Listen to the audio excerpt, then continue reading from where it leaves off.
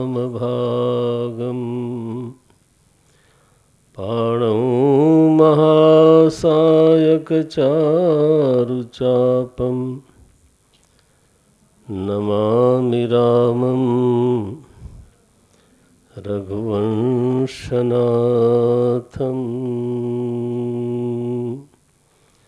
श्रीगुरुचरणसरोजरज निजमनमुकुर सुधारि वरनौ रघुबर विमल यश जोदायक फलचारी जोदायक फलचारी। ये मंगलाचरण किया अयोध्या कांड का।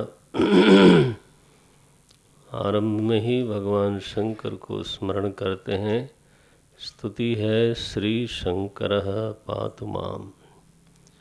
भगवान शंकर मेरी रक्षा करें, मुझे अपने संरक्षण में रखें, कृपा करें।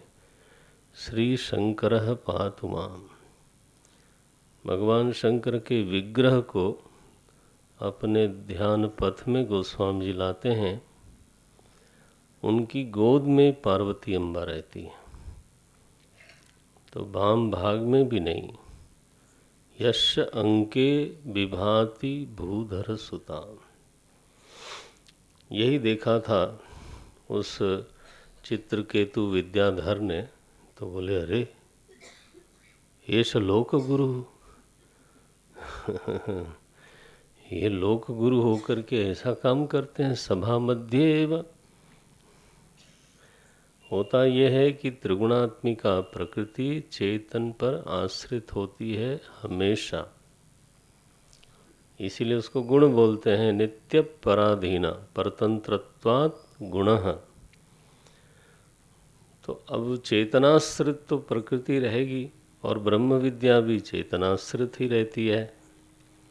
तो गोद में ही नहीं रहेगी तो कहाँ रहेगी, फिर तो अनाश्रित हो जाएगी।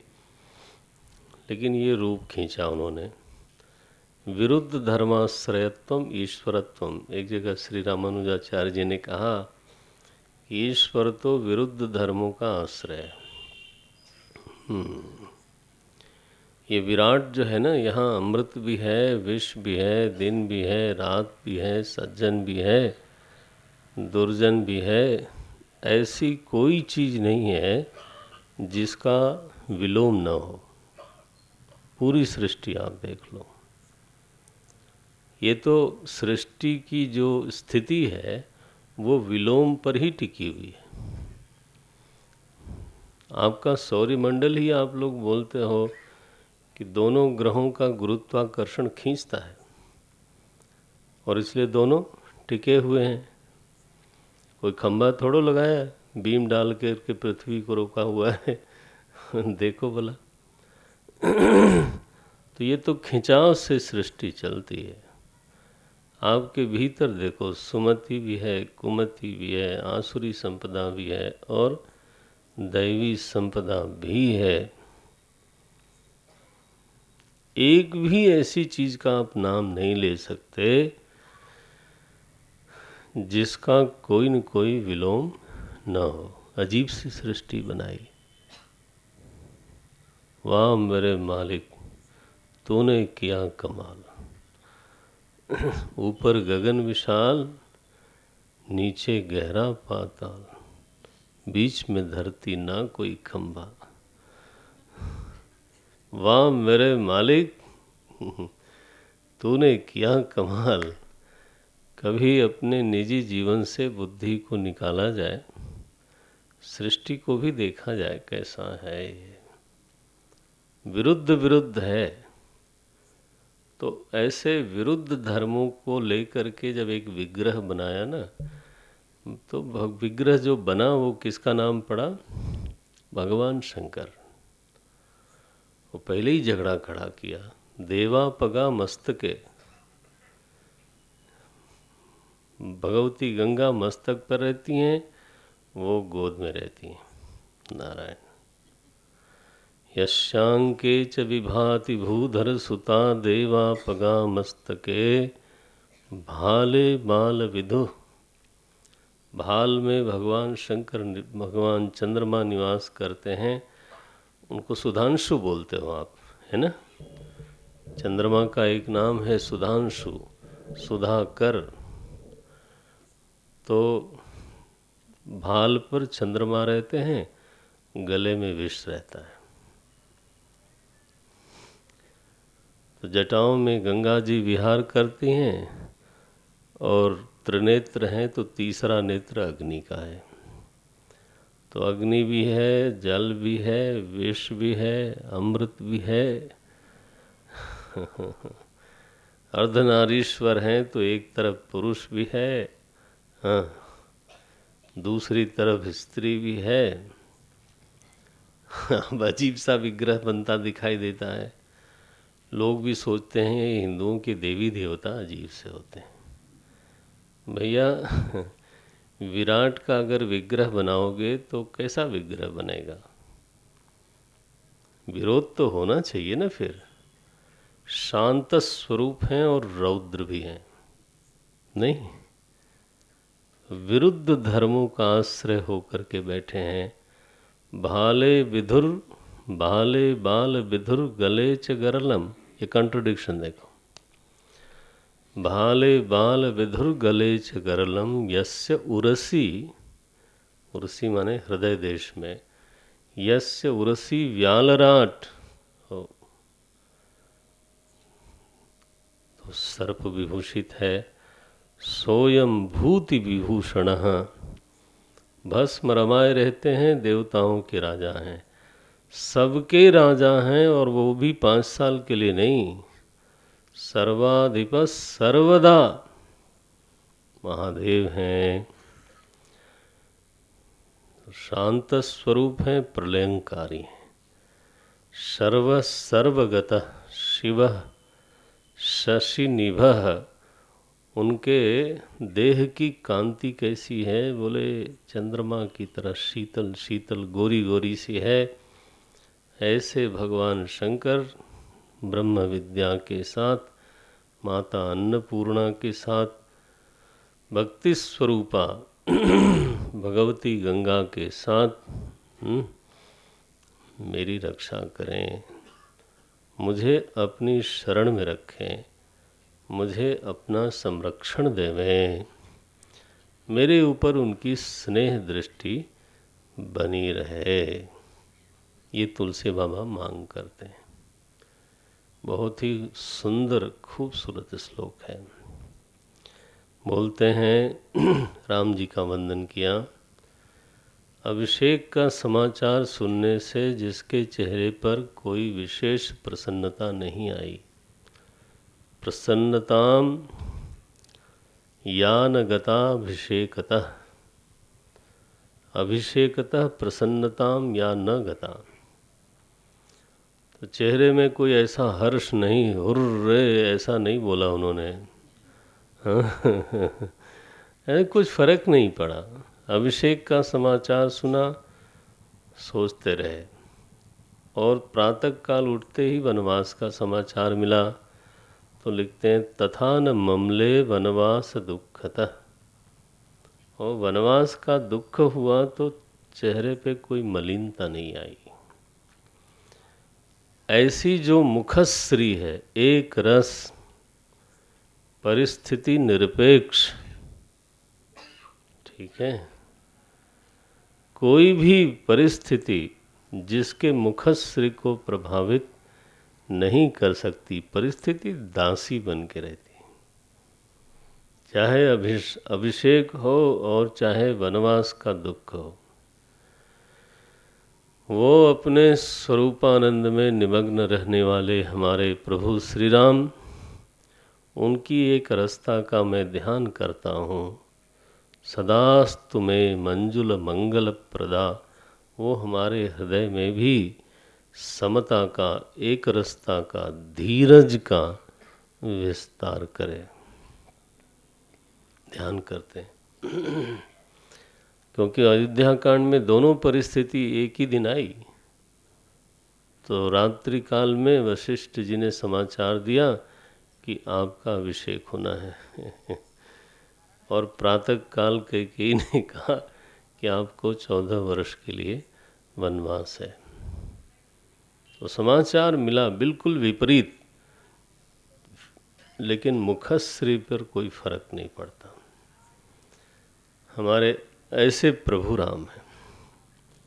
इस समय विवाह हो चुका है तो नीलाम्बुजस श्यामल कोमलांगम वाम भागे सीता समारोपितम।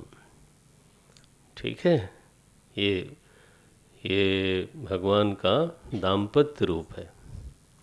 सीता समारोपित वाम भागम, समारोपितम सम्यक रूपेण आरोपितम वाम भागम। ऐसे हमारे भगवान का मैं ध्यान करता हूँ। धनुष तो कभी छोड़ते ही नहीं। पाणौ महासायक चारु चापम नमामि रामम रघुवंशनाथम। सद्गुरु को प्रणाम किया अयोध्या कांड में प्रवेश करने के पहले। बोले गुरुदेव का स्मरण करता हूँ और स्मरण करके अपने अंतःकरण को जरा स्वच्छ करता हूँ। निज मन मुकुर सुधार। मुकुर माने दर्पण। दर्पण थोड़ा मलिन हुआ हो तो थोड़ा धूल लगा के, है ना, साफ करने से ज़्यादा अच्छा साफ होता है। तो मन रूपी दर्पण पर सद्गुरु के चरण की रज लगा के सुधारी। ये बड़े बड़े दोष हमसे छूटते नहीं, लेकिन कई बार देखा जाता है कि गुरु अगर बोल दे, टोक दे, तो सुधार बहुत होता है।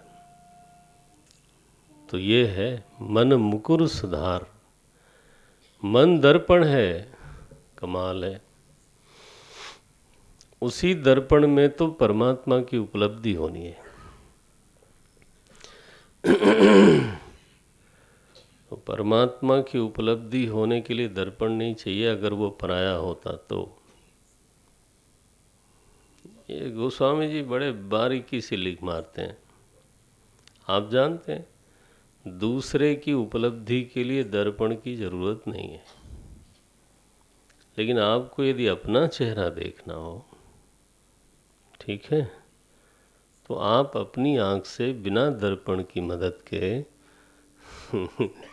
अपना चेहरा नहीं देख सकते,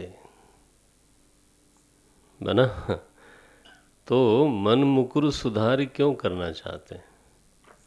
दर्पण की जरूरत किसके लिए पड़ गई भाई?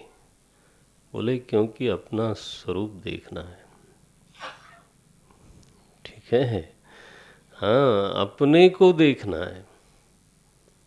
और जिसको भी अपने स्वरूप की उपलब्धि होती है मन मुकुर में ही, अंतःकरण में ही तो बोध होगा। अगर अज्ञान अंतःकरण में है तो ज्ञान कहाँ होगा? वहीं होगा। निज तो बोलते हैं श्री गुरु चरण सरोज रज। ये हनुमान जी के चालीसा में आप रोज ही पढ़ते होंगे, लेकिन है ये अयोध्या कांड का दोहा। श्री गुरु चरण सरोज रज निज मन मुकुर सुधार। बरनौ रघुबर विमल यश। तो ये विमल यश वर्णन करने का फल क्या है? बोले चारों फल हैं। अर्थ धर्म काम मोक्ष, जिसको जो चाहिए, ये यश, प्रभु का यशगान करने से उसको ये प्राप्त होता है। कथा में अब प्रवेश करते हैं। बोले जब से परमात्मा व्याह करके आए थे तब से अयोध्या में रोज ही उत्सव होता है। सभा में एक दिन महाराज बैठे थे और वहाँ उन्होंने महसूस किया कि मेरा मुकुट शायद टेढ़ा हो गया है। तो राय सुभाय मुकुर कर लीना। सहज ही हाथ में मुकुट अपना दर्पण लिया और देखा कि मुकुट टेढ़ा हो गया, उसको सीधा किया। और जब घर गए तो उनके मन में आया कि अब ब्याह भी हो गया राम जी का, आयु भी है, पूरी जवानी है, तो अब उनको युवराज पद देना चाहिए। सभी को प्रिय भी हैं, जनता को भी प्रिय हैं, सचिवों को भी प्रिय हैं, योग्यता पूरी है। तो जब मुकुट सीधा कर रहे थे ना, तो उनको कान के पास जो बाल है वो सफ़ेद दिखाई दिया। श्रवण समीप भय सित केसा, सित माने सफ़ेद। मनहु जरठपन अस उपदेशा, मानो बुढ़ापा आया तो सही लेकिन बड़े अदब से आया है। आफ्टर ऑल महाराजा हैं, तो सबके सामने आके कोई कह दे आप बूढ़े हो गए हो, ऐसा थोड़ा होता है। तो बैठे थे दरबार में, तो कान के बालों ने कान में आके धीरे से फुसफुसाया कि महाराज आपकी इनिंग हो गई, आप बुजुर्ग हो रहे हो। मनहु जरठपन अस उपदेशा, क्या उपदेश दिया महाराज? नृप जुबराज राम कहूँ देहु, जीवन जन्म लाहु किन लेहु। हम लोगों का ऐसा हाल है कि कान के बाल क्यों सफ़ेद होना, सारे ही हो जाएं तो क्या फ़र्क पड़ता है, किसी को युवराज नहीं बनाना है। No no no no dye करवाएंगे, सफ़ेद की क्या हिम्मत है। तो कान के बाल सफ़ेद हों चाहे जहाँ भी हों, वो सब डाई होगा। दांत निकल जाएं तो फिर नए दांत आते हैं, आँख गड़बड़ हो जाए तो उपनेत्र आते हैं, काफ़ी पार्ट्स आजकल बन गए हैं। तो नए नए, पहले वाला दांत ठीक नहीं था, ओरिजिनल नया लगता है, बहुत बढ़िया लगाते हैं। मैं देखता हूँ अम्मा सडनली सुंदर हो गई।